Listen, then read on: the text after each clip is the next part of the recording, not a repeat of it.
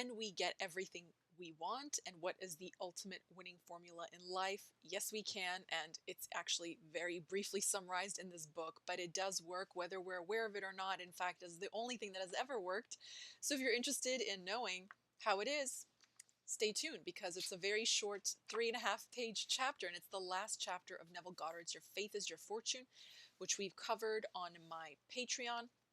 And so I am very excited to get into this with you.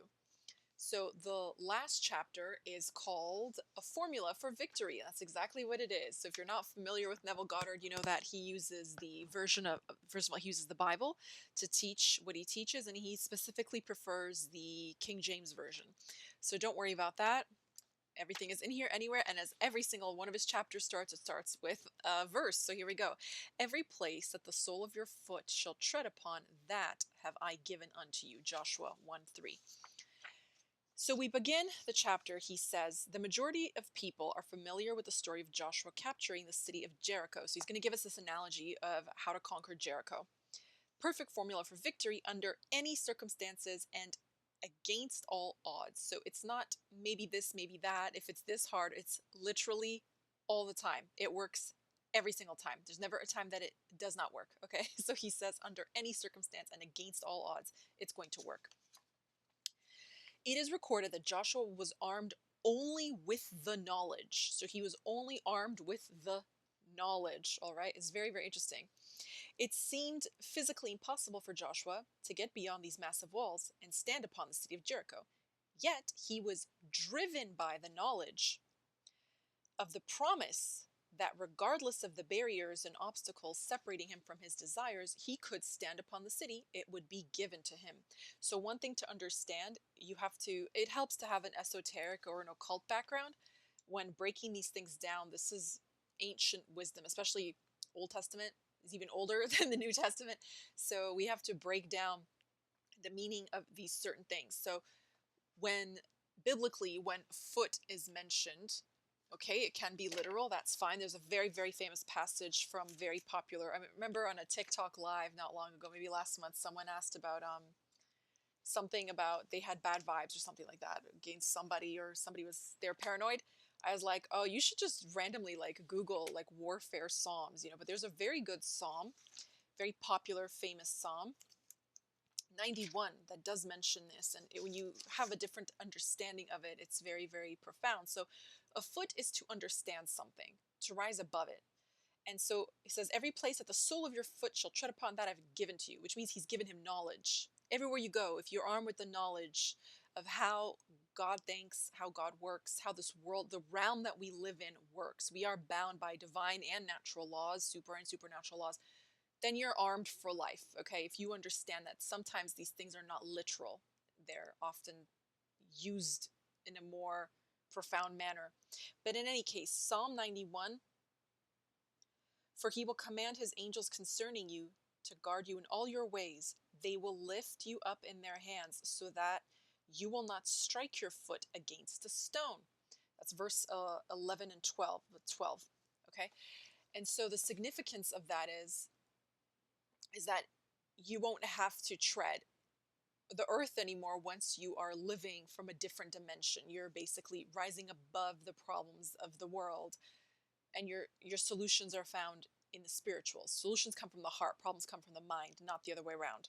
Anyway, that's just a bit of a precursor knowledge. So here goes. To the uninitiated, the story is senseless. To the one who sees it as a psychological drama rather than as a historical record, it is most revealing, and it is most revealing. There's a very good reason why Jesus spoke in parables, and he said, I speak in parables. And he said, those who have ears, let them hear. Because if you really think about it, you'll get it. And you'll be able to, and the thing with belief, faith, any spiritual method, prayer, tantra, yantra, mantra, etc., if it really works, because you're working it correctly, you should have results. You should have tangible results in your life. If you don't have results, either you are not doing it properly, you're not understanding it properly. That's not a form of judgment or punishment. It's a process. We're all sort of born ignorant. Someone has to teach us these things. We have to teach ourselves. So here we are. We're doing our best. So Joshua symbolizes to you, the reader, your present state. The city of Jericho is your desire or defined objective. The walls of Jericho symbolize the obstacle between you and that which you desire. Now, Rahab the spy, is your ability to travel secretly or psychologically to any place in space. Consciousness knows no frontier. And Abraham Hicks says, time, somebody is asking about when they're going to meet the love of their life. They said, time and space mean nothing. Energy goes everywhere. You send out the signal, like with your mind and with your heart. So, regardless of the physical barriers separating you from your objective, you can, without fear or help of anyone, annihilate space time barriers. This is what you do. This is what I've always liked stories about saints. And when they're like wonder workers, healers, and they'll say they have the gift of prophecy, they have the gift of this or discern, and they can just sort of see someone coming and know what they're going to ask. They know their birthday, da da da. They've literally just conditioned their minds to have what we would consider, something special or divine gifts, but it's available to everyone. But of course, you have to regiment yourself. You have to be, you have to be very disciplined, okay? But it is possible. So you annihilate space and time barriers, which is how people perform healing or people perform miracles. They're not bound by the perception of others. They're truly free. And the best thing you can do once you're free is free others. So healing is the best gift you can give to another person, truly. Now, it says you can always tread psychologically upon any desired state. Close your eyes and visualize, feel that you are in such a state. You can feel this condition to be so real that upon opening your eyes, you are amazed to find that you are not physically there.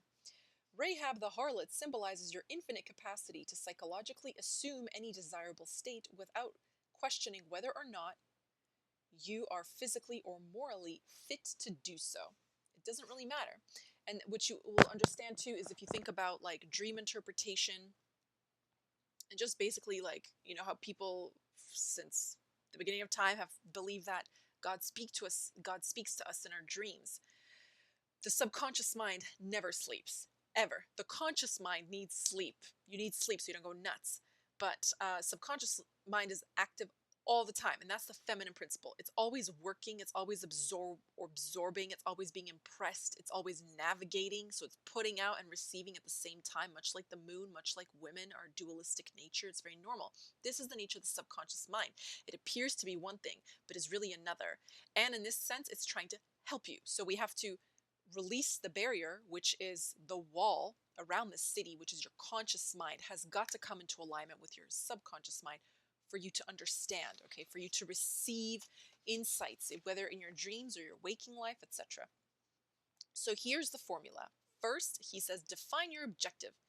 But your objective, pure and simple. Know exactly what it is you desire so that you have a clear mental picture of it. It can be a bank account statement, a health condition, appearance. It doesn't matter, okay? What's important to you that makes you feel better is ultimately important to God. So there's no judgment. It doesn't matter if you want, like right now on TikTok, there's a whole thing about eyebrow blindness. It doesn't matter if you want to fix brow blindness or if you want to come out of poverty. It's irrelevant. Secondly, so know what you want, number one. Secondly, take your attention away from the obstacles that separate you. So you can say, I really wish I had more of this, but it's really hard, and look at the state of the world. Then you're just staring at the wall. You're only affirming that it's difficult. Don't think about that. Only focus on the thing that you want. Take your attention away from the obstacles. 3, close your eyes and feel that you are already in the state or state that you would capture. Remain within this psychological state until you get a conscious reaction of complete satisfaction in this victory.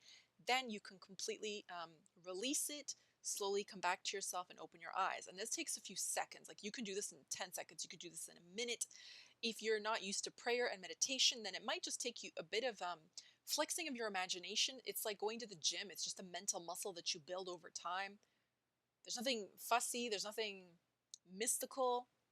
It's not scary. A friend of mine, she's a very, very good friend of mine. She tried meditating when we first met because it's like, wow, I would do or talk about, and she said it really freaks me out. I don't like it, so you don't have to do anything that makes you uncomfortable.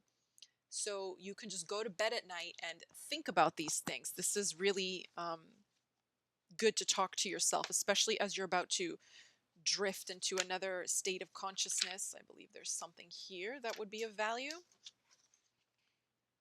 Psalm 4, verse 4. Tremble and do not sin. When you are on your beds, search your hearts and be silent. So as you're falling asleep, really think of your desire. Don't let your mind become overrun and don't become fraught with how impossible things seem. Just commune with your own heart, okay? So, and be angry, but sin not. Very, very important. Now, as it says, remain within the psychological state until you get a conscious reaction of complete satisfaction and then victory, and then just let it go. So once you really get into it, so I say my prayers in the morning, but at nighttime I really like carve out the time. I set that boundary. I'm not going to be with my phone or electronics or whatever, and just really focus. I really silence my mind, I still my spirit, and then I get to work. I think about what I want and I zero in on that one thing, and then I just think about it until it gives me a sense of peace, relief, joy, victory. Am I jubilant? Am I jovial? Etc. So, this secret journey into the desired state with its subsequent psychological reaction of complete satisfaction is all that it is necessary to bring about total victory. So you did nothing more than bring about this victory than to blow 7 times on his trumpet, meaning there's no real physical exertion.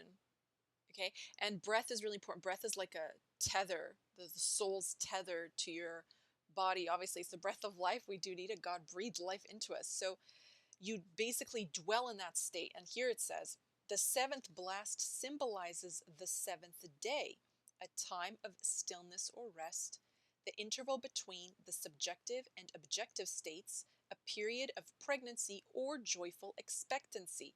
Now, notice things like joyful expectancy and joyful anticipation implies an assumption. It implies that you expect it to happen. So if you expect something to happen, you're not going to keep, like, okay, say you order something online, you're not going to check every day when it's going to be delivered. You just know one of these days it's going to show up at your door, okay?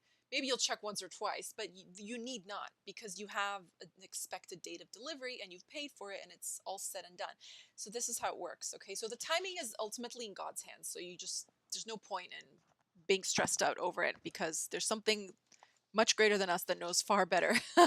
So just accept it when it arrives.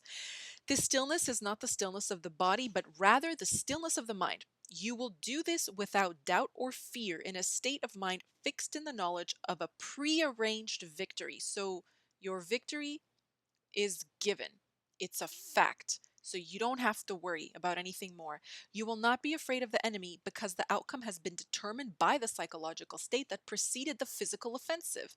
And all the forces of heaven and earth cannot stop this victorious fulfillment of state. Set yourself, stand still, and watch the salvation of the law with you. So that's literally it. It's 3 steps. You know what you want. You get into a feeling state that you simply assume it is yours. And so that means that you go past the fact. Okay, so let's say somebody wants to get married.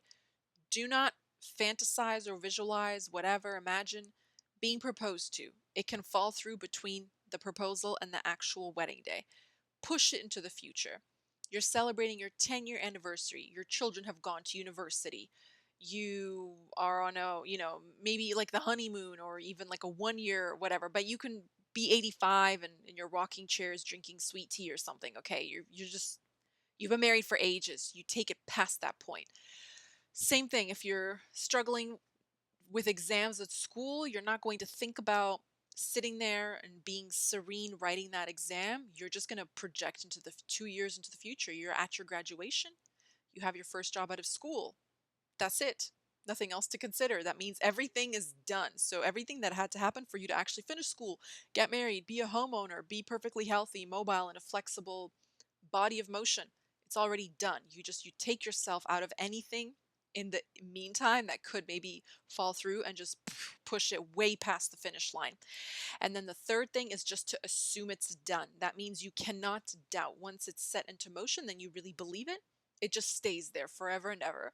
All right. Thank you so much for listening. I'm going to try to post. I've been like super MIA on TikTok. because I'm studying and I'm speaking of studying, I'm getting back into the flow of trying to sort of slowly reintroduce myself into my online world. But I'm here for you always. Let me know if you have any questions. Thank you so much for all your support and your love. And I very much look forward to talking to you more about the next Neville Goddard book we're going to cover, wherever it might be. It was just here a second ago. The Power of Awareness. Okay, we're going to go through the Power of Awareness. I mean, even the first chapter is just incredible. It just blew me away. But it's so funny how you could know all these things, and yeah, you're always so surprised. It never ceases to amaze me. Life is so beautiful. Thank you so much for being here. I love you all, and bye for now.